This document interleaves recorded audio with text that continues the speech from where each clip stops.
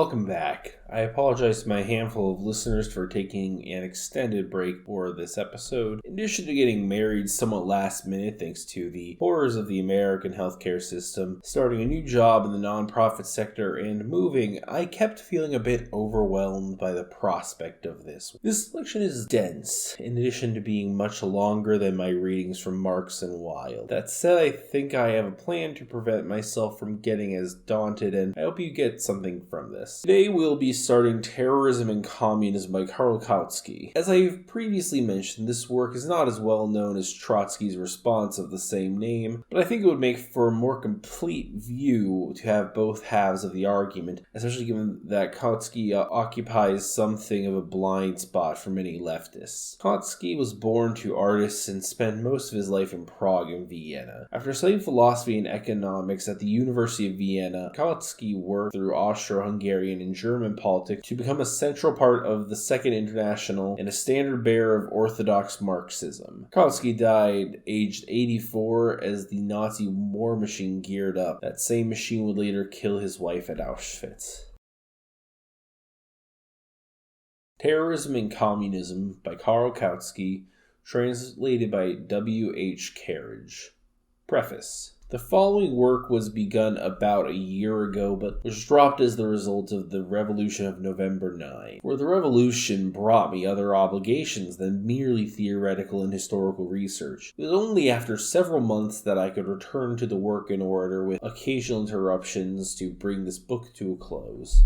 The course of recent events did not minister to the uniformity of this work. It was rendered more difficult by the fact that, as time went on, the examination of this subject shifted itself to some extent. My starting point represented the central problem of modern socialism, the attitude of social democracy to Bolshevik methods. Since Bolshevism had, of its own accord, referred to the Paris Commune of 1871 as being to some extent its precursor and its prototype, and as having received the sanction of Marx himself. Since the Commune is little known and understood by the present generation, I undertook to draw a parallel between the Commune and the Soviet Republic. In order to make the Commune comprehensible, I had to refer to the Paris Commune, and afterwards to the French Revolution and its reign of terror. This gave me fresh means for another parallel to the Soviet Republic. Its examination of the Commune led to an examination of terrorism, its origins, and its consequences.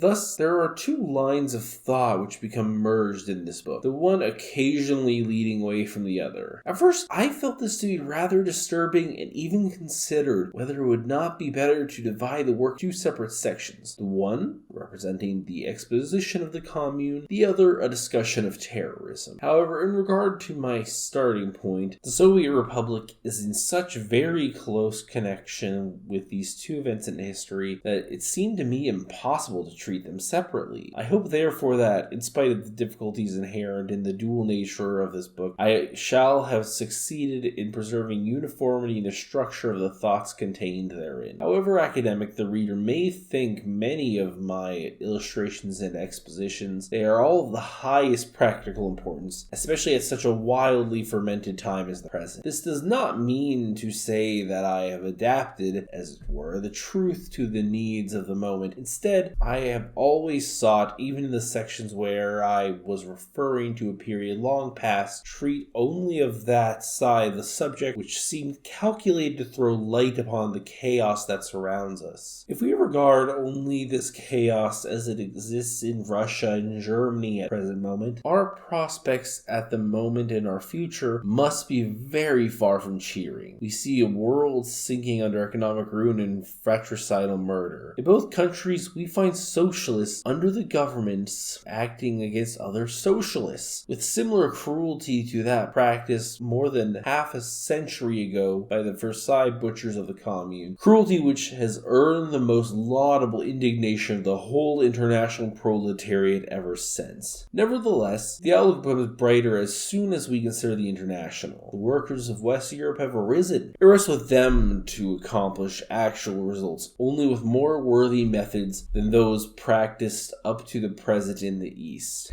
Hence, it is necessary that they should learn from us, and that they should learn to recognize the different methods of struggle, as well as instruction by their results. It is not so much blind adulation of the methods of the revolution hitherto prevailing, but the strictest criticism which is necessary, and especially necessary just at present, when the revolution and the socialist parties are passing through a most difficult crisis in which different methods are struggling to gain the ascendancy. The success of the revolution will depend not a little on whether or not it discovers the right methods of carrying the revolutionary message to the proletariat. To examine methods is at the present moment our highest duty. To keep with the examination and thus to further the revolution is the object of this present work. Karl Kautsky, Charlottenburg, June 1990.